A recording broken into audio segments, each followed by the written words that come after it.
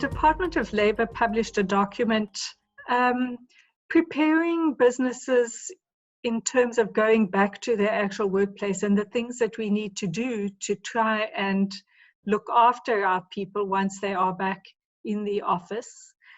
Could you just go through the steps of what we at Access are doing? I know we've got a committee and a compliance manager, but there's more to it than that. Well, I think the first thing is to identify what kind of space you're in and what you've already got in place in terms of the way your offices or your factory floor or whatever works.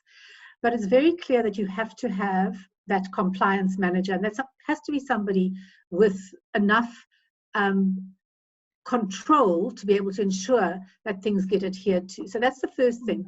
Once you've got that in place, you've got to then take a very careful look at your space.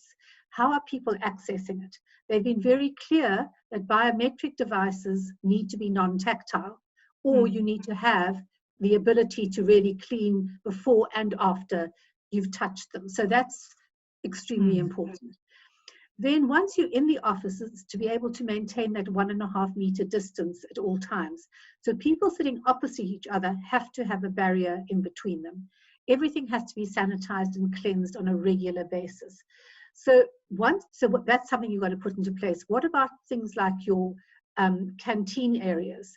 People sit at tables that are facing each other. Most of those tables aren't 1.5 meters wide. Therefore, you've got to change the whole layout of a canteen area. So there's a lot of different things you've got to put into place. And the first thing is to really go in and evaluate your business. Secondly is to reduce the number of people who go into the offices or workplace so that you don't have crowding. And also that even if you've got people queuing to get into a bathroom or a smoke area, you have to allow space for them to queue at that 1.5 meter distance. You have to supply masks. So PPE, personal protection equipment, is absolutely critical as well. So masks, the thermometers, there seems to be a few different views on taking temperatures, but if you don't take temperatures, then people have to sign basically a statement every time they come into your space saying what they could have possibly or potentially been exposed to. And the last thing is, if you really think that somebody has been exposed, is you have to have a process around how you would handle that. So the documentation is out there for everybody to see.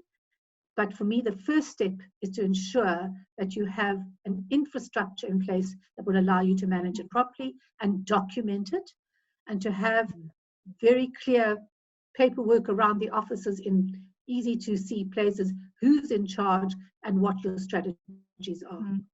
I think key to this is going to be changing employee behavior, especially since they've been isolated until now. People are used to congregating in groups in the canteen to chat, and that's the one place you can't have a mask and eat. So we have to be really careful. Absolutely. Thank you for that insight. It's a pleasure, Cathie.